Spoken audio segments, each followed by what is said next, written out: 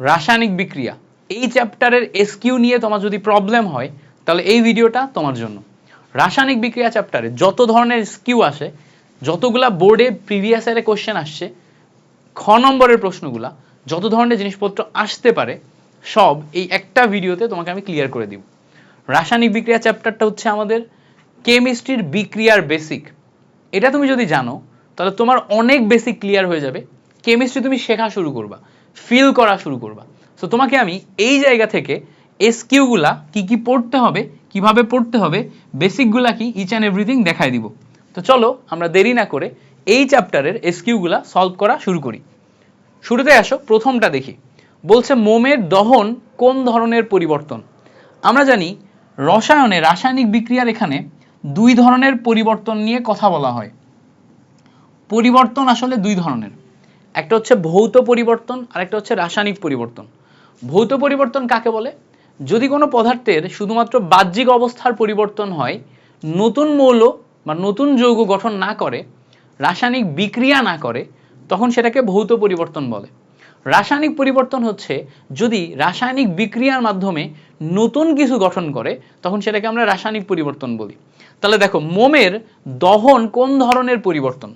আমাদের মাথায় রাখতে হবে, মোমের যখন দহন ঘটে, মোম মানে হচ্ছে হাইড্রোকার্বন, কার্বন এবং হাইড্রোজেন। তো এখানে যখন আমাদের দহন ঘটে, অক্সিজেন দিয়ে আমরা যখন দহন ঘটাই, তখন কার্বন ডাইঅক্সাইড এবং পানি উভয় তৈরি হয় এবং তাপ তৈরি হয়। তার মানে এখানে আমাদের ডেফিনেটলি রাসায়নিক পরিবর্তন ঘটে, রাসায়নিক পরিবর্তন ঘটে। আবার এটাও মাথায় রাখতে হবে, মোম যখন আমাদের জ্বলে, মোম যখন আমাদের জ্বলে, মোম যখন আমাদের এখানে মোমবাতির এখানে জ্বলে, তখন মোম গলে গলে নিচের দিকে পড়ে। মোম এই যে গলে গলে নিচের দিকে পড়ে, এটা হচ্ছে ভৌত পরিবর্তন। গলে গলে নিচের দিকে পড়া, কঠিন থেকে তরলে রূপান্তর হওয়া, এটা হচ্ছে ভৌত পরিবর্তন। তার মানে এখানে আমাদের ভৌত পরিবর্তনও হচ্ছে, রাসায়নিক পরিবর্তনও হচ্ছে। তাহলে মোমের যেই দহনের কথা আমরা বলতেছি, মোমের যে দহন, এটা আমাদের দুই ধরনের পরিবর্তনই দেখায়। একটা হচ্ছে ভৌত পরিবর্তনও দেখায়, আর একটা হচ্ছে রাসায়নিক পরিবর্তনও দেখায়। একটা হচ্ছে ভৌত পরিবর্তনও দেখায়, আর একটা হচ্ছে রাসায়নিক পরিবর্তনও দেখায়। তাহলে এটা আমাদের মাথায় রাখতে হবে। জাস্ট তুমি এইগুলা যদি সুন্দর করে নিজের ভাষায় লিখতে পারো, ফুল মার্ক পেয়ে গেলা। আচ্ছা, কেরোসিনের দহন কি ধরনের পরিবর্তন ভাইয়া? কেরোসিন কি? কেরোসিন হচ্ছে হাইড্রোকার্বন। হাইড্রোকার্বন মানে কি? কার্বন এবং হাইড্রোজেন। দহন মানে অক্সিজেন দিয়ে পোড়ানো। দহন মানে কি? অক্সিজেন দিয়ে পোড়ানো। দেখো, কার্বন এবং হাইড্রোজেনকে আমি যদি অক্সিজেন দিয়ে পোড়াই, তাহলে এখানে আমাদের কার্বন ডাইঅক্সাইড এবং পানি তৈরি হবে। তাহলে দেখো, হাইড্রোকার্বনকে আমরা যখন অক্সিজেন দিয়ে পোড়াচ্ছি, তখন কার্বন ডাইঅক্সাইড এবং পানি তৈরি হচ্ছে। আমি আবার বলি, হাইড্রোকার্বনকে যখন আমি অক্সিজেন দিয়ে পোড়াচ্ছি, তখন কার্বন ডাইঅক্সাইড এবং পানি তৈরি হচ্ছে। এই যে কার্বন ডাইঅক্সাইড এবং পানি তৈরি হচ্ছে, এটা কি রাসায়নিক বিক্রিয়া হয়ে পরিবর্তন হয়ে যাচ্ছে না? রাসায়নিক বিক্রিয়া হয়ে এই যে পরিবর্তন হয়ে যাওয়া, এটা হচ্ছে আমরা রাসায়নিক পরিবর্তন বলি। তাহলে কেরোসিনের দহন একটি রাসায়নিক পরিবর্তন। এটা কিভাবে ব্যাখ্যা করব? প্রথমে লিখবা, কেরোসিন হচ্ছে হাইড্রোকার্বনের মিশ্রণ, মানে সেখানে হাইড্রোজেন এবং কার্বন আছে। যদি আমরা হাইড্রোজেন এবং কার্বন যুক্ত কেরোসিন দিয়ে, কেরোসিনকে অক্সিজেন দিয়ে দহন করি, তাহলে এখান থেকে আমরা কার্বন ডাইঅক্সাইড এবং পানি পাই এবং হিট পাই। তার মানে এইটা একটি রাসায়নিক পরিবর্তন, যেখানে আমাদের রাসায়নিক পরিবর্তন হচ্ছে। ঠিক আছে, তাহলে কেরোসিনের দহন একটি রাসায়নিক পরিবর্তন, জিনিসটা আমাদের ক্লিয়ার হয়ে গেল। আচ্ছা, এবার বলছে দেখো, লোহায় মরিচা পড়া একটি রাসায়নিক পরিবর্তন, ব্যাখ্যা করো। ভাই, লোহা কি? লোহা হচ্ছে আয়রন। এর উপর যখন আমরা অক্সিজেন দিয়ে বিক্রিয়া করাবো, তখন এখানে আমাদের Fe2O3 এটা আসে। দেখো ভালো করে খেয়াল করো, লোহা হচ্ছে আয়রন, আয়রনকে যখন আমি অক্সিজেন দিয়ে পোড়াবো, তখন হচ্ছে Fe2O3 তৈরি হয়। তো লোহায় মরিচা পড়লে ফেরিক অক্সাইড তৈরি করে, এবং এখানে যখন পানি আসে NH2O, এটা এটা হচ্ছে আমার মরিচার সংকেত। লোহায় যখন বাতাসের অক্সিজেনের সাথে বিক্রিয়া করে, তখন ফেরিক অক্সাইড তৈরি করে, এবং এর সাথে আরও অন্যান্য পানি যুক্ত হয়। বুঝতে পারছো? তো ফেরিক অক্সাইডের সাথে এনমোল পানিও যুক্ত হয়। তো ভালো করে খেয়াল করো, লোহায় মরিচা পড়া একটা রাসায়নিক পরিবর্তন। কেন? লোহা যখন বাতাসের অক্সিজেনের সাথে বিক্রিয়া করে নতুন যৌগ তৈরি করতেছে, তখন এখানে রাসায়নিক বিক্রিয়া হচ্ছে। রাসায়নিক বিক্রিয়া হলে সেটা হচ্ছে রাসায়নিক পরিবর্তন। রাসায়নিক বিক্রিয়া হলে কি? সেটা রাসায়নিক পরিবর্তন। তাহলে বলবা, লোহায় অক্সিজেনের সাথে বিক্রিয়া করে সম্পূর্ণ নতুন এবং ভিন্নধর্মী একটি পদার্থের তৈরি হয়, ফলে এটা হচ্ছে একটা রাসায়নিক পরিবর্তন। বুঝতে পারছো? তো আশা করি ব্যাপারটা ক্লিয়ার হয়েছে। এবার তুমি কি করবা, এখানকার ডিটেল একবার রিডিং পড়বা। আমি যেটা বললাম এই বেসিকটার উপর ডিপেন্ড করে তুমি নিজের ভাষায় লিখবা। ক্লিয়ার করতে পারছি? আশা করি ব্যাপারটা ক্লিয়ার। আচ্ছা, বলছে দেখো উভয়মুখী বিক্রিয়াকে একমুখী কিভাবে করা যায়। অনেকগুলো উপায় আছে। যেমন ধরো আমরা যদি ক্যালসিয়াম কার্বনেট এটার উদাহরণ নিই, এইটাকে উত্তপ্ত করলে ক্যালসিয়াম অক্সাইড এবং কার্বন ডাইঅক্সাইড পাওয়া যায়। তো এখানে যে কার্বন ডাইঅক্সাইড পাচ্ছ একটু ভালো করে খেয়াল করো, এই কার্বন ডাইঅক্সাইড গ্যাস আকারে উড়ে যাবে। এই কার্বন ডাইঅক্সাইড কি হবে? গ্যাস আকারে উড়ে যাবে। তো যদি আমরা এই বিক্রিয়াটা বদ্ধ পাত্রে করি তাহলে গ্যাসটা উঠতে পারবে না, বিক্রিয়াটা পিছনের দিকে আসবে। গ্যাসটা উঠতে পারবে না, বিক্রিয়াটা পিছনের দিকে আসবে। বাট যদি চিন্তা করো গ্যাসটা উড়ে চলে যায় তাহলে তো কিন্তু বিক্রিয়াটা একমুখী হয়ে গেল। তো যদি আমরা একটা বিক্রিয়াকে খোলা পাত্রে করি তাহলে গ্যাস উড়ে যাওয়ার কারণে বিক্রিয়াটা একমুখী হয়ে যায়। তাহলে একটা উপায় হচ্ছে খোলা পাত্রে করা, আরেকটা উপায় হচ্ছে বিক্রিয়া স্থল থেকে উৎপাদকে সরিয়ে নেওয়া। তাহলে যখনই আমার বলবে উভয়মুখী বিক্রিয়াকে একমুখী কিভাবে করা যায়, উপায় হচ্ছে দুইটা। একটা হচ্ছে খোলা পাত্রে বিক্রিয়া করা যেখান থেকে গ্যাস অপসারিত হয়, আরেকটা হচ্ছে বিক্রিয়াটা খোলা পাত্রে করার পাশাপাশি আমরা কি করব, উৎপাদগুলোকে সরিয়ে নিব। উৎপাদগুলোকে কি করব? সরিয়ে নিব। উৎপাদগুলোকে সরিয়ে নেয়, একটা হচ্ছে খোলা পাত্রে করা, একটা হচ্ছে উৎপাদগুলোকে সরিয়ে নেওয়া। এই দুইটা উপায় হচ্ছে আমাদের উভয়মুখী বিক্রিয়াকে একমুখী করার। আচ্ছা, ক্লিয়ার।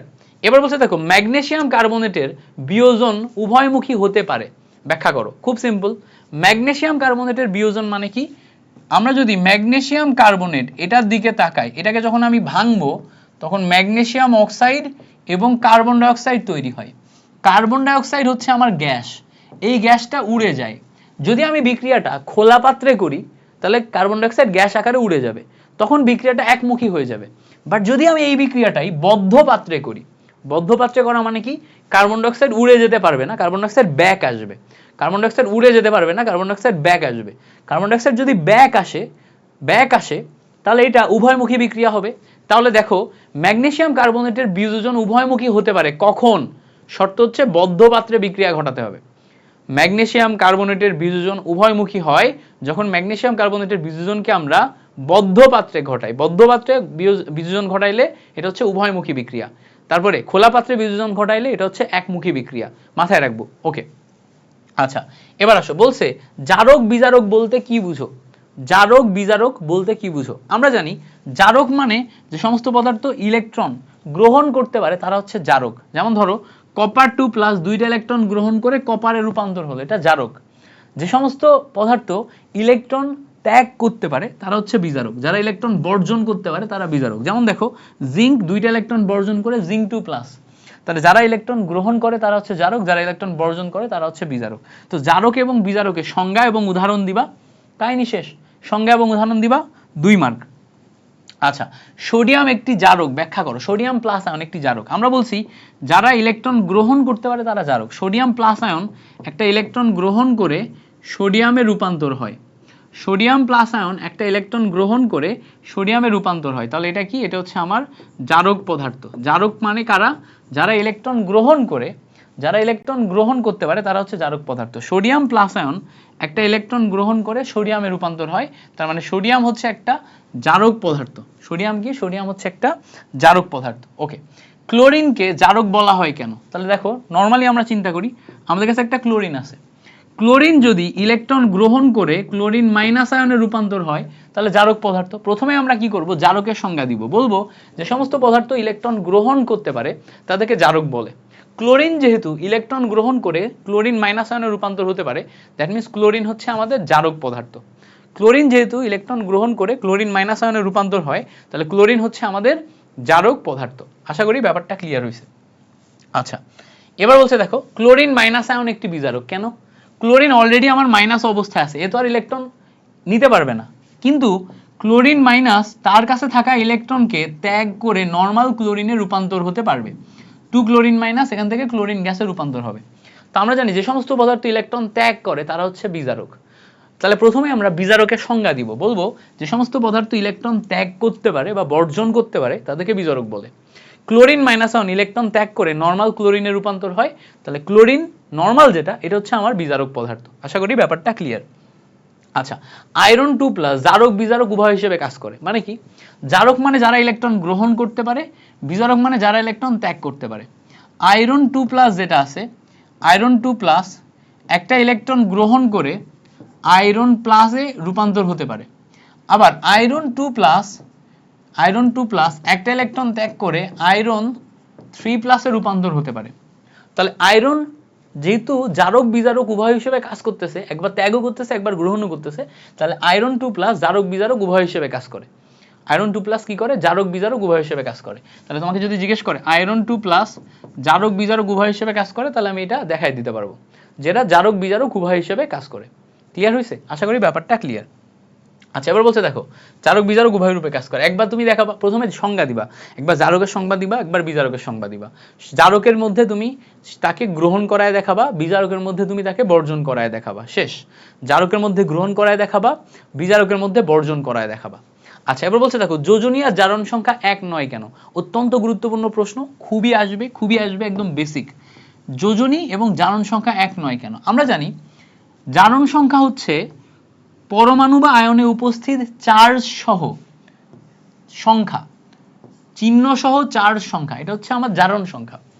চিহ্ন সহ চার্জ সংখ্যা হচ্ছে জারণ সংখ্যা। চিহ্ন সহ চার্জ সংখ্যা প্লাস মাইনাস হতে পারে। যোজনী হচ্ছে একটা পরমাণুর সাথে অপর পরমাণু যুক্ত হওয়ার ক্ষমতা, ঠিক আছে? জারণ সংখ্যা ধনাত্মক বা ঋণাত্মক হতে পারে, কিন্তু যোজনী একটি পূর্ণ সংখ্যা, এটা ধনাত্মক বা ঋণাত্মক হতে পারে না। এটা হচ্ছে মুক্ত বা নিরপেক্ষ। জারণ সংখ্যা শূন্য। বুঝতে পারছো? মুক্ত বা নিরপেক্ষ পরমাণুর জন্য জারণ সংখ্যা শূন্য হয়। তো এই ক্ষেত্রে তুমি জাস্ট জারণ সংখ্যার ক্ষেত্রে যে সমস্ত ইনফরমেশনগুলো জানো সেগুলো লিখবা, যোজনীর সংজ্ঞা লিখবা, তাহলেই আমার ডিফারেন্ট হয়ে যাচ্ছে। যোজনী এবং জারণ সংখ্যা ভিন্ন ভিন্ন। ওকে, দেখো যোজনী এবং জারণ সংখ্যা ভিন্ন, এটার ভিতরে দুইটা পার্থক্য আসতে পারে। দুইটা পার্থক্য মানে দেখো 2 মার্কের কোশ্চেন আসলে যোজনী আর জারণ সংখ্যার মধ্যে এই দুইটা পার্থক্য লিখবা, হয়ে যাবে। কি লিখবা? যোজনী হচ্ছে ঋণাত্মক মান হতে পারে না, এটা একটা পূর্ণ সংখ্যা একটা। জারণ সংখ্যা ধনাত্মক ঋণাত্মক দুইটাই হতে পারে, জারণ সংখ্যা ভগ্নাংশও হতে পারে। এই দুইটা পার্থক্য লিখলে হবে, অথবা তুমি পার্থক্যর মধ্যে সংজ্ঞাও লিখতে পারো। যোজনী সংজ্ঞা লিখবা, জারণ সংখ্যা সংজ্ঞা লিখবা, তারপরে দুই একটা পয়েন্ট লিখে দিবা। ওকে, এবার বলছে দেখো যৌগে ক্ষার ধাতু সমূহের জারণ সংখ্যা +1 ব্যাখ্যা করো। কি করতে হবে? ক্ষার ধাতু সমূহের জারণ সংখ্যা +1 ব্যাখ্যা করতে হবে। আচ্ছা, তোমাদেরকে বলি, তোমরা যদি আমার সমস্ত কেমিস্ট্রি ক্লাসগুলো একসাথে পেতে চাও তাহলে কি করবা জানো? সমস্ত কেমিস্ট্রি ক্লাসগুলোকে একসাথে পেতে তুমি ইউটিউবে যে সার্চ দিবা মিল্টন ভাইয়া এসএসসি কেমিস্ট্রি, তাহলে দেখবা ইউটিউবে আমি তোমাদের জন্য আলাদা একটা চ্যানেল করে সমস্ত ক্লাসগুলো একসাথে করে রাখছি। তো ওই চ্যানেলে সাবস্ক্রাইব করবা, এবং এই যে এসএসসি কেমিস্ট্রি মিল্টন ভাইয়া, ওখানে সমস্ত ক্লাসগুলো একসাথে করা আছে, ফলে তুমি এসএসসি কেমিস্ট্রির সমস্ত ক্লাসগুলোকে এক জায়গায় গোছানো পাবা। ঠিক আছে, সাবস্ক্রাইব করে রেখো। ওকে, এবার আসো, বলছে যৌগে ক্ষার ধাতু সমূহের জারণ সংখ্যা +1 ব্যাখ্যা করো। আমরা জানি পর্যায় সারণীর গ্রুপ 1-এ যারা আছে তাদেরকে ক্ষার ধাতু বলে। পর্যায় সারণীর গ্রুপ 1-এ যারা আছে তাদেরকে ক্ষার ধাতু বলে। ক্ষার ধাতু সমূহ যেমন ধরো গ্রুপ 1-এর লিথিয়াম, তারপর সোডিয়াম, পটাশিয়াম, রুবিডিয়াম, এরা সবাই একটি করে ইলেকট্রন ছাড়তে পারে। যদি একটি করে ইলেকট্রন ছাড়ার পর সে +1-এ রূপান্তর হয়। বুঝতে পারছো? তাহলে যৌগে ক্ষার ধাতু সমূহের জারণ সংখ্যা +1 কেন হয়? কারণ সে একটি করে ইলেকট্রন ছাড়তে পারে।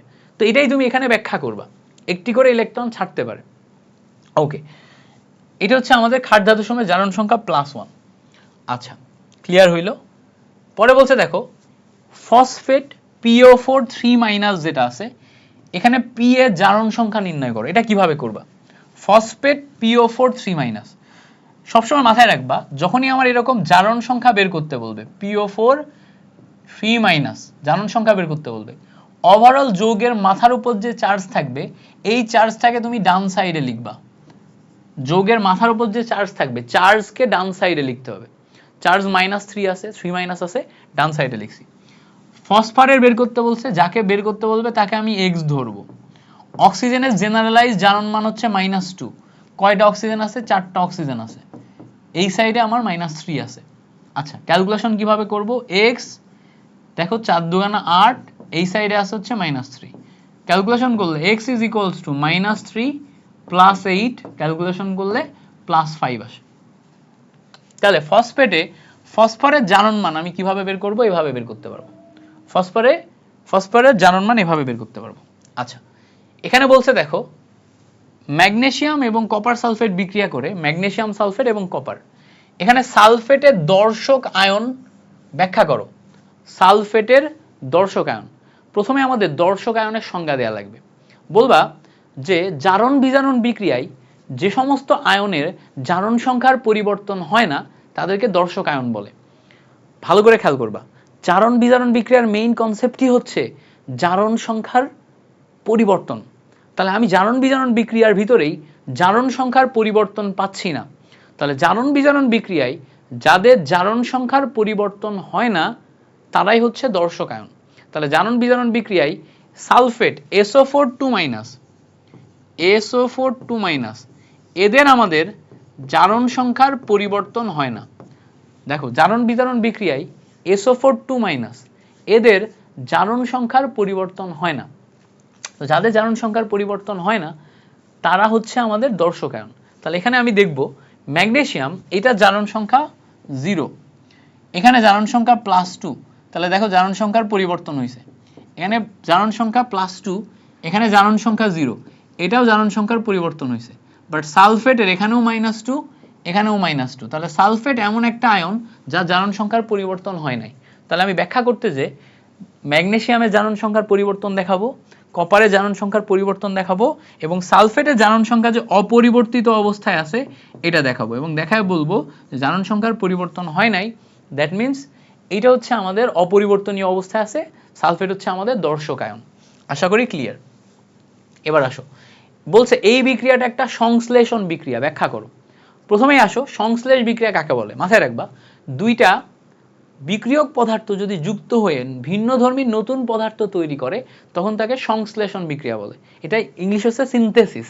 তো দেখো এখানে আমরা নাইট্রোজেন এবং অক্সিজেন এইটা বিক্রিয়া করে নতুন পদার্থ তৈরি করছি 2 নাইট্রোজেন অক্সাইড। তো দুইটা থেকে একটা তৈরি হয়েছে, তাহলে দুইটা থেকে একটা নতুন পদার্থ তৈরি করলে তখন সেটাকে আমরা সিনথেসিস বিক্রিয়া বলতে পারবো বা সংশ্লেষ বিক্রিয়া বলতে পারবো। তাহলে এটা হচ্ছে একটা সংশ্লেষণ বিক্রিয়া। কেন? কারণ দুইটা থেকে একটা নতুন তৈরি হয়েছে, দুইটা থেকে একটা নতুন তৈরি করছে, দুইটা থেকে যদি একটা নতুন তৈরি করে তখন সেটাকে আমরা সংশ্লেষণ বিক্রিয়া বলি, সংশ্লেষ বিক্রিয়া বলি। ওকে, আচ্ছা, দুইটা থেকে একটা তৈরি হয় এটা মাথায় রাখলেই হচ্ছে। প্রশমন বিক্রিয়া নন রেডক্স বিক্রিয়া কেন? বা নন রেডক্স কথাটার মানে কি? নন রেডক্স কথাটার মানে হচ্ছে যার জারণ সংখ্যার পরিবর্তন হয় না, যার জারণ সংখ্যার পরিবর্তন হয় না তাকে আমরা নন রেডক্স বিক্রিয়া বলি। এবার এখানে দুইটা কথা আছে, একটা হচ্ছে প্রশমন, একটা হচ্ছে নন রেডক্স। প্রথমে তুমি বলবা যেই বিক্রিয়ায় জারণ সংখ্যার পরিবর্তন হয় না তাকে নন রেডক্স বিক্রিয়া বলে। এবার তুমি আসবা প্রশমন বিক্রিয়ায়। প্রশমন বিক্রিয়া বলবা অ্যাসিড ও ক্ষার বিক্রিয়া করে লবণ পানি তৈরি হওয়ার বিক্রিয়াকে প্রশমন বিক্রিয়া বলে। অ্যাসিড ও ক্ষার বিক্রিয়া করে লবণ পানি তৈরি হওয়ার বিক্রিয়াকে প্রশমন বিক্রিয়া বলে। তার মানে প্রথমে আমি নন রেডক্সে আসলাম, এরপরে আমি প্রশমনে আসলাম। এবার আমি প্রশমনে প্রথমে দেখাবো অ্যাসিড, হাইড্রোক্লোরিক অ্যাসিড, তারপরে দেখো ক্ষার, সোডিয়াম হাইড্রোক্সাইড ক্ষার বিক্রিয়া করে লবণ, সোডিয়াম ক্লোরাইড লবণ এবং H2O পানি তৈরি করলো। তাহলে দেখো অ্যাসিড এবং ক্ষার বিক্রিয়া করে, অ্যাসিড এবং ক্ষার বিক্রিয়া করে লবণ এবং পানি তৈরি করছে, অ্যাসিড এবং ক্ষার বিক্রিয়া করে লবণ এবং পানি তৈরি করছে। অ্যাসিড এবং ক্ষার বিক্রিয়া করে লবণ এবং পানি তৈরি করার যেই প্রক্রিয়া এটাকে আমরা বলতেছি হচ্ছে নন রেডক্স প্রক্রিয়া। বুঝতে প্রক্রিয়া কেন বলতেছি খেয়াল করো, অ্যাসিড এবং ক্ষার বিক্রিয়া যখন আমার করতেছে তখন আমি দেখতে পাচ্ছি HCl এর মধ্যে hydrogen plus ion, chlorine minus ion আছে। সোডিয়াম হাইড্রোক্সাইডের মধ্যে sodium plus ion, hydroxyl minus ion আছে। যখন এরা দুইজন বিক্রিয়া করতেছে ভালো করে খেয়াল করবা, সোডিয়াম ক্লোরাইড এবং পানি তৈরি করে just normally sodium plus, chlorine minus, hydrogen plus, hydroxyl minus আসে। সো এদের মধ্যে জাস্ট আদান প্রদান হয়, চার্জ সংখ্যার কোনো পরিবর্তন হয় না। তো অ্যাসিড এবং ক্ষার বিক্রিয়া করে যখন লবণ পানি তৈরি করছে, যেহেতু এখানে চার্জ সংখ্যার কোনো পরিবর্তন হয় না, জারণ সংখ্যার কোনো পরিবর্তন হয় না, তার মানে এটা একটা নন রেডক্স বিক্রিয়া। বুঝতে পারছো? এই হচ্ছে আমাদের কাহিনী। তাহলে মাথায় রাখবো প্রত্যেকটা প্রশমন বিক্রিয়ায় নন রেডক্স বিক্রিয়া, প্রত্যেকটা প্রশমন বিক্রিয়ায় নন রেডক্স বিক্রিয়া, এটা মাথায় রাখবো, এমসিকিউতেও আসবে। আচ্ছা, প্রায় সকল প্রশমন বিক্রিয়া একটি সাধারণ উৎপাদ থাকে। এটার মানে কি খেয়াল করো, যে কোনো প্রশমন বিক্রিয়া তুমি যদি নাও সেখানে সাধারণ উৎপাদ হচ্ছে লবণ এবং পানি, লবণ এবং পানি। এখন দেখো পানিটা কমন, লবণ ডিফারেন্ট হতে পারে বাট পানি কমন। পানি কমন মানে কি, তুমি ধরো HCl নিছো এবং সোডিয়াম হাইড্রোক্সাইড নিছো, এই দুইটা মিলে সোডিয়াম ক্লোরাইড তৈরি হয়েছে। তুমি যদি চাও HCl এর সাথে সোডিয়াম হাইড্রোক্সাইড না নিয়ে অন্য কোনো ক্ষার নিবা, সেখানে তোমার লবণ অন্য হবে, বাট পানিটা কমন। যেহেতু সব জায়গাতেই পানিটা কমন, তাহলে এখানে আমরা পানিকে সাধারণ উৎপাদ বলতে পারবো। পানিকে কি বলতে পারবো? পানিকে বলতে পারবো সাধারণ উৎপাদ। যেহেতু পানিটা কমন, তাহলে পানি হচ্ছে আমাদের সাধারণ উৎপাদ। তাহলে আমি আবার বলি যে প্রায় সকল প্রশমন বিক্রিয়ায় যেহেতু পানি কমন, তাহলে পানি হচ্ছে আমাদের সাধারণ উৎপাদ। ওকে, ক্লিয়ার করে ফেলছি। আচ্ছা, প্রায় সকল প্রশমন বিক্রিয়ায় সাধারণ উৎপাদকে পানি। প্রশমন বিক্রিয়ায় তাপ শক্তি ধ্রুব থাকে কেন? ভাইয়া মাথায় রাখবা, একটা জিনিস মাথায় রাখবা, যে যখনই আমরা প্রশমন বিক্রিয়া করব, প্রশমন বিক্রিয়ায় খেয়াল করো, লবণ এবং মানে অ্যাসিড এবং ক্ষার বিক্রিয়া করে লবণ এবং পানি তৈরি করার সময় তাপও সমান পরিমাণ উৎপাদন করে। এই জায়গাতে তোমার পানি উৎপাদনের জন্য 57.34 কিলোজুল তাপ উৎপাদন করে। এই তাপটা হচ্ছে তোমার ধ্রুব থাকে। তাপটা কি হয়? ধ্রুব থাকে। এই বিক্রিয়াটা সবসময় যদি সেম টাইপের বিক্রিয়া হবে, এই জন্য ম্যাক্সিমাম ক্ষেত্রে তোমার শক্তিশালী অ্যাসিডের সাথে শক্তিশালী ক্ষার বিক্রিয়া করে তোমার লবণ এবং পানি তৈরি করে এবং এই সেম পরিমাণ তাপ উৎপন্ন হয়। তো তুমি এইটুকু জাস্ট লিখে দিলে এখানে ফুল মার্ক পেয়ে যাবা। ওকে, প্রশমন বিক্রিয়ায় তাপ শক্তি ধ্রুব থাকে কেন? এইটা একটু দেখো, এই কথাটা পড়লেই তুমি বুঝতে পারবা যে অ্যাসিড হিসেবে আমরা যে তীব্র অ্যাসিড নিই আর ক্ষার হিসেবে যদি আমরা তীব্র ক্ষার নিই, তখন এই জায়গা থেকে বিক্রিয়া করে পানি উৎপাদন করে। এই পানি উৎপাদন করার জন্য এক মোলে সবসময়, এই এক মোল পানি উৎপাদন করার জন্য সবসময় 57.34 কিলোজুল তাপ তৈরি হয়। এই জন্য আমরা এখানে সবসময় ধ্রুব তাপ শক্তি পাই। এক মোল পানির জন্য কতটুকু? 57.34। এটা মুখস্থ করতে হবে, এইটা এমসিকিউতে আসবে যে এক মোল পানি তৈরির জন্য কতটুকু তাপ শক্তি উৎপাদন হবে? 57.34। কোন বিক্রিয়ায়? প্রশমন বিক্রিয়ায়। আচ্ছা, তীব্র অ্যাসিড তীব্র ক্ষারের প্রশমন বিক্রিয়ার তাপ কত? এই যেহেতু সেম জিনিস যেটা বললাম ওটাই তুমি ব্যাখ্যা করবা, পেয়ে যাবা। ওকে, বুঝাইতে পারছি? আচ্ছা, এবার দেখো এখানে অত্যন্ত গুরুত্বপূর্ণ এই প্রশ্নটার দিকে তাকাও। বলছে আর্দ্র বিশ্লেষণ এবং পানি যোজন দুইটার মধ্যে পার্থক্য লিখো। আর্দ্র বিশ্লেষণ মানে পানির সাথে বিক্রিয়া করে নতুন পদার্থ তৈরি করা। পানির সাথে বিক্রিয়া করে যদি নতুন পদার্থ তৈরি করে, নতুন উৎপাদ তৈরি করে, তখন সেটাকে আর্দ্র বিশ্লেষণ বলে। দেখো, পানি অন্য যৌগের সাথে বিক্রিয়া করে নতুন উৎপাদ তৈরি করে, তখন সেটাকে আর্দ্র বিশ্লেষণ বলে। ঠিক আছে? সো এখানে আমরা আর্দ্র বিশ্লেষণ যখন করব, ক্ষার বা ক্ষারক বা অম্ল তৈরি হতে পারে আর্দ্র বিশ্লেষণ যখন আমরা করতেছি। বাট পানি যোজনে আমরা নতুন কোনো পদার্থ তৈরি করব না, আমরা বিক্রিয়ার সাথে জাস্ট পানি যুক্ত করে কেলাস গঠন করব। তাহলে একটা হচ্ছে নতুন পদার্থ তৈরি করবে, বিক্রিয়া করবে, আরেক জায়গায় নর্মাল কেলাস গঠন করবে। কেলাস দুইটা আলাদা আলাদা ওয়ার্ড, মাথায় রাখবো। এক্ষেত্রে আমাদের লবণের কেলাস গঠন হয়। তাহলে একটা হচ্ছে আর্দ্র বিশ্লেষণ, একটা হচ্ছে পানি যোজন। পার্থক্য কি দেখো, সাপোজ ধরো আমরা অ্যালুমিনিয়াম ক্লোরাইড এটার সাথে পানি যুক্ত করলে আমার এখানে অ্যালুমিনিয়াম হাইড্রোক্সাইড তৈরি হচ্ছে। কি তৈরি হচ্ছে? Aluminium hydroxide. অ্যালুমিনিয়াম হাইড্রোক্সাইড হচ্ছে আমার আর্দ্র বিশ্লেষণ। কি? আর্দ্র বিশ্লেষণ। এখন যদি আমি পানি যোজনের কথা বলি, যেমন ধরো ক্যালসিয়াম ক্লোরাইড লবণ, এর সাথে যখন আমি 7 মোল পানি যুক্ত করব, তখন কেলাস গঠন কেমনে করবে? ক্যালসিয়াম ক্লোরাইড ইনটু 7 মলিকিউল পানি। এটা হচ্ছে ক্যালসিয়াম ক্লোরাইডের সাথে ইনটু 7 মলিকিউল পানি, মানে এখানে কিন্তু পানি যোজন হচ্ছে, পানি যোগ হচ্ছে। ঠিক আছে? কেলাস গঠন করতেছে, দুইটা আলাদা আলাদা। আচ্ছা, এবার আসো সমানুকরণ বিক্রিয়ায় পুনর্বিন্যাস ঘটে, ব্যাখ্যা করো। সমানুকরণ বিক্রিয়ায় যাদের আণবিক সংকেত একই কিন্তু গাঠনিক সংকেত ভিন্ন। আণবিক সংকেত একই কিন্তু গাঠনিক সংকেত ভিন্ন। যেমন দেখো অ্যামোনিয়াম সায়ানেট, এটার আণবিক সংকেত আর ইউরিয়া, দুইটার আণবিক সংকেত সেম, বাট গঠন ভিন্ন। দেখো এটার গঠন এরকম, এটার গঠন এরকম। তো বলবা যে সমস্ত বিক্রিয়ায় আণবিক সংকেত একই কিন্তু গাঠনিক সংকেত ভিন্ন, তাদেরকে আমরা পুনর্বিন্যাস করার মাধ্যমে সমানুকরণ করি। যেই প্রক্রিয়ায় আমরা এই সমানুকরণ করি, মানে যেই প্রক্রিয়ায় পুনর্বিন্যাস করি, তাকে সমানুকরণ বলে। ঠিক আছে? তাহলে এই জায়গায় অ্যামোনিয়াম সায়ানেটের উদাহরণ দিবা আর ইউরিয়ার উদাহরণ দিবা, শেষ। ওকে, চলে আসলো সমানুকরণ। এবার দেখো ইথানল এবং ডাইমিথাইল ইথার পরস্পরের সমাণু, ব্যাখ্যা করো। সেম জিনিস। ইথানলের সংকেত কি? ইথানলের সংকেত হচ্ছে CH3 CH2OH। ইথানল হচ্ছে অ্যালকোহল।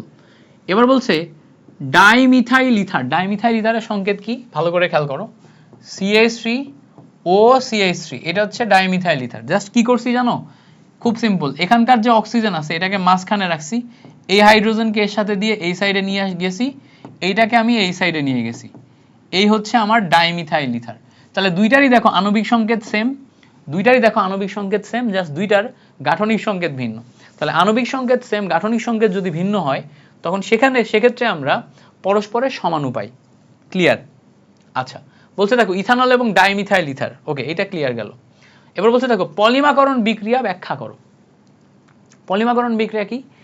একাধিক মনোমার একত্রিত হয়ে যদি বৃহৎ আকৃতির পলিমার গঠন করে তখন তাকে পলিমাকরণ বিক্রিয়া বলে। প্রথমে তুমি পলিমাকরণ বিক্রিয়ার পলিমার এবং মনোমারের সংজ্ঞা লিখবা, তারপর পলিমাকরণ বিক্রিয়ার সংজ্ঞা লিখবা, তারপরে ইথিন থেকে পলিথিন তৈরির যে বিক্রিয়া এটা দেখাই দিবা। এন সংখ্যক ইথিন একত্রিত হয়ে বড় পলিথিন তৈরি করছে, এটা দেখাই দিবা। এটা আমরা তোমাদেরকে মাস্টার ক্লাসে শেখাইছি, আশা করি জানো এগুলার ব্যাখ্যা কি। আচ্ছা, এবার আসো, লম্বা সময় ক্লাস নিতেছি তো এজন্য একটু ফাস্ট পড়াই ফেলতেছি, শেষ করার মন মানসিকতা চলে আসছে। আচ্ছা, প্যারা নাই, চলো আমরা দেখি কপারের দ্রব্যাদি যেগুলো আছে এদের ক্ষয় হয় না কেন। একটা খুব চমৎকার প্রশ্ন বলছে, কপারের দ্রব্যাদি যারা আছে এদের ক্ষয় কেন হয় না। খুব চমৎকার প্রশ্ন। প্রশ্নটার উত্তর কি খেয়াল করো। কপার যদি আমরা দেখি, কপারের সাথে নর্মাল বাতাসের অক্সিজেন বিক্রিয়া করে কপার অক্সাইড তৈরি করে। কপার অক্সাইডের যে একটা গঠন, এটা কপার অক্সাইডের গঠনের কারণে কপারের দ্রব্যাদির বাইরে একটা অক্সাইডের আস্তরণ পড়ে। এই আস্তরণের কারণে অন্য কোনো কিছুর সাথে বিক্রিয়া করে আর ক্ষয় করতে পারে না। বুঝতে পারছো? কপার বাতাসের অক্সিজেনের সাথে একা একাই বিক্রিয়া করে কপার অক্সাইডের আস্তরণ তৈরি করে। তাহলে দেখো কপার অক্সাইডের আস্তরণ এটা নিজে নিজেই তৈরি করে এবং এটা একটা শক্ত আস্তরণ। এই শক্ত আস্তরণ ভেদ করে আর কোনো কিছু কপারের সংস্পর্শে আসতে পারে না। দ্যাটস ওয়াই কপার অক্সাইড হচ্ছে তোমার ক্ষয়, কপার অক্সাইডের সাথে আর ক্ষয় হয় না। ওকে, আচ্ছা, পিঁপড়া কামড়ালে ক্ষতস্থানে চুন লাগানো হয় কেন? পিঁপড়া যখন আমাদের কোথাও কামড়ায় সেখানে পিঁপড়া ফর্মিক অ্যাসিড দিয়ে দেয়। কি দিয়ে দেয়? Formic acid. ফর্মিক অ্যাসিড, দেখো এখানে লেখা আছে ফর্মিক অ্যাসিড থাকে, ফর্মিক অ্যাসিড। এই ফর্মিক অ্যাসিড যখন আমাদের হাতের মধ্যে দিয়ে দেয়, অ্যাসিডের কারণে আমাদের হাতে জ্বালা যন্ত্রণা শুরু হয়। এবার আমরা কি করব, ওই জায়গাতে যদি আমরা চুন দিই, চুন মানে কি? চুন মানে হচ্ছে ক্ষার। তাহলে অ্যাসিড এবং ক্ষার বিক্রিয়া করে লবণ এবং পানি তৈরি করে। অ্যাসিড এবং ক্ষার বিক্রিয়া করে কি করে? লবণ এবং পানি তৈরি করে। তার মানে লবণ পানি তৈরি করলে ওটা আর কোনো ক্ষতিকর কিছু না, এটা প্রশম পদার্থ, ফলে আমাদের যন্ত্রণা করে না। তাহলে যখন আমরা পিঁপড়াই কামড়াই ওই স্থানে যন্ত্রণা করে কেন? কারণ ওখানে অ্যাসিডিক হয়ে গেছে। তখন আমি যদি চুন দিই তাহলে ওখানে ক্ষার দিই, ক্ষার দিয়ে দিলে অ্যাসিড ক্ষার বিক্রিয়া করে লবণ পানি তৈরি করবে। লবণ পানি তৈরি করলে আমাদের জায়গা থেকে জ্বালা যন্ত্রণা সেরে যাবে। বুঝতে পারছো? এই হচ্ছে আমাদের বেসিক কাহিনী। আচ্ছা, মৌমাছি কামড়ালে ক্ষতস্থানে চুন ব্যবহার করা হয় কেন? সেম কাহিনী। মৌমাছি যখন কামড়ায়, মৌমাছির কামড়ে সে আমাদের শরীরের মধ্যে অ্যাসিড ঢুকায় দেয়। অ্যাসিড ঢুকাই দিলে এই অ্যাসিডের কারণে জ্বালা যন্ত্রণা করে। এবার আমরা ওইটাকে সারানোর জন্য সাথে সাথে ওখানে চুন দিই। তাহলে এই অ্যাসিডের সাথে চুন বিক্রিয়া করে ওখানে কি হয়? আমাদের অ্যাসিড ক্ষার বিক্রিয়া করে লবণ পানি তৈরি হয়, প্রশমন বিক্রিয়া। প্রশমন বিক্রিয়ার ফলে আমরা এই চুন ব্যবহারের ফলে ওখানে আমাদের প্রশমিত হয়ে যাচ্ছে। ক্লিয়ার করতে পারছি? ওকে, আচ্ছা, বর্ষাকালে পাকা বাড়ির ছাদ পিচ্ছিল হলে বালু দেয়া হয় কেন? দেখো, বাড়ির ছাদ যখন পিচ্ছিল হয় তখন এই পিচ্ছিল জায়গাটা, খেয়াল করো, পিচ্ছিল জায়গাটা আমাদের ক্ষার জাতীয় পদার্থ। পিচ্ছিল জায়গাটা ক্ষার জাতীয় পদার্থ। এবার এই যে জায়গাটা পিচ্ছিল ওটা হচ্ছে ক্ষার। এবার আমরা কি করি? আমরা ওই জায়গাতে বালু দিই। বালু মানে হচ্ছে সিলিকন অক্সাইড। এই যে সিলিকন অক্সাইড বালু, এইটা আবার অম্লধর্মী। কি ধর্মী? অম্লধর্মী। তাহলে দেখো আগে ছিল পিচ্ছিল, পরে আমরা অম্লধর্মী সিলিকন দিলাম। দুইটা মিলে বিক্রিয়া করে তোমার লবণ পানি তৈরি করবে, করে আমাদের ওই জায়গাতে অম্লধর্মী পিচ্ছিলতা দূর করে। এই জন্য কোথাও যদি পিচ্ছিল হয় সেখানে বালি দেয়া হয়। তাহলে মাথায় রাখবা, বালি হচ্ছে সিলিকন অক্সাইড। বালি হচ্ছে আমাদের সিলিকন অক্সাইড, যেটা আমাদের অম্লধর্মী। আর বাড়িতে যখন পিচ্ছিল হচ্ছে সেটা ক্ষারধর্মী। তাহলে অম্ল ক্ষার বিক্রিয়া করে লবণ পানি। ওকে, রাসায়নিক সাম্য অবস্থা বলতে কি বোঝায়? গুরুত্বপূর্ণ প্রশ্ন। রাসায়নিক সাম্য অবস্থা মানে যদি কোনো বিক্রিয়ায় সম্মুখমুখী বিক্রিয়ার হার আর পশ্চাৎমুখী বিক্রিয়ার হার সমান হয়। উভমুখী বিক্রিয়ার ক্ষেত্রে এটা ঘটে। সামনে যতটুকু যাচ্ছে ততটুকু পিছনে আসছে, দুইটা সমান। মাথায় রাখতে হবে, সবসময় মাথায় রাখবা, সম্মুখমুখী বিক্রিয়ার হার আর পশ্চাৎমুখী বিক্রিয়ার হার যদি সমান হয় তখনই আমার রাসায়নিক সাম্য অবস্থা তৈরি হবে।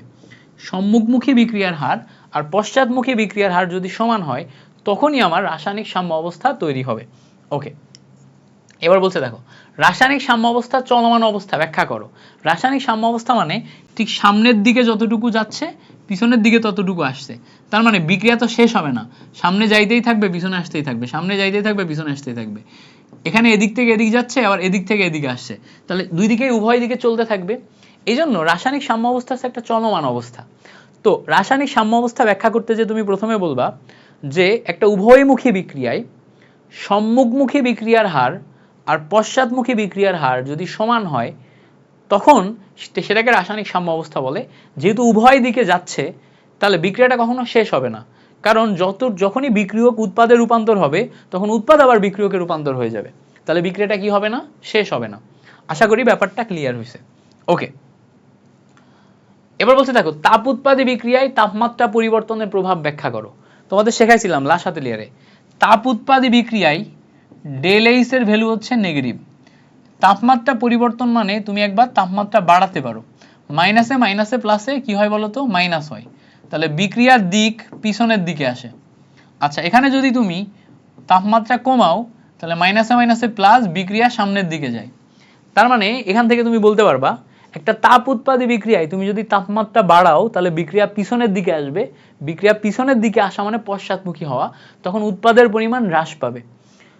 তাপ উৎপাদী বিক্রিয়ায় তুমি যদি তাপমাত্রা কমাও তাহলে মাইনাসে মাইনাসে প্লাস, বিক্রিয়া সামনের দিকে যাবে, বিক্রিয়া সামনের দিকে গেলে সম্মুখমুখী বিক্রিয়ার হার বাড়বে, সম্মুখমুখী বিক্রিয়ার হার বাড়া মানে হচ্ছে বিক্রিয়ায় উৎপাদের পরিমাণ বাড়বে। এইটা আমি এই ট্রিকটা মাথায় রেখে বিক্রিয়ার দিক এবং উৎপাদের পরিমাণ ঠিক করি। যারা এটা জানো না তারা আমার লাশ হাতে লেয়ারের উপর এই চ্যানেলে একটা ভিডিও পাবা, বা লিখবা লাশ হাতে লেয়ার মিল্টন ভাইয়া, লিখলে ভিডিও পাবা, ওটা দেখে নিবা, এই ট্রিকটা শিখে যাবা। বুঝতে পারছো, এই ট্রিকটা শিখে যাবা, তাহলে এই প্রশ্ন তুমি সব পারবা। ট্রিকটা বুঝাইতে তো আমার 40 মিনিট সময় লাগছে সব শেখাইতে, যারা ওটা জানো না ওটা দেখে নিবা। ওকে, আচ্ছা, বিক্রিয়া হারের উপর তাপমাত্রার প্রভাব। বিক্রিয়ার হারের উপর তাপমাত্রার প্রভাব এখানে জাস্ট নর্মাল, তাপমাত্রা বাড়াইলে বিক্রিয়ার হার বাড়ে, তাপমাত্রা কমাইলে বিক্রিয়ার হার কমে, এইটুকু মাথায় রাখলেই হচ্ছে, এটাই তুমি জাস্ট ব্যাখ্যা করে লিখবা। ওকে, এই ছিল হচ্ছে আমাদের এই চ্যাপ্টার থেকে গুরুত্বপূর্ণ প্রশ্নগুলোর একদম কুইক ব্যাখ্যা এবং চমৎকারভাবে পুরো জিনিসটা বুঝাই দেয়া। আশা করি পুরো জিনিসটা বুঝতে পারছো। তোমাদের সাথে পরের খনিজ সম্পদ এই চ্যাপ্টারটাতে দেখা হচ্ছে।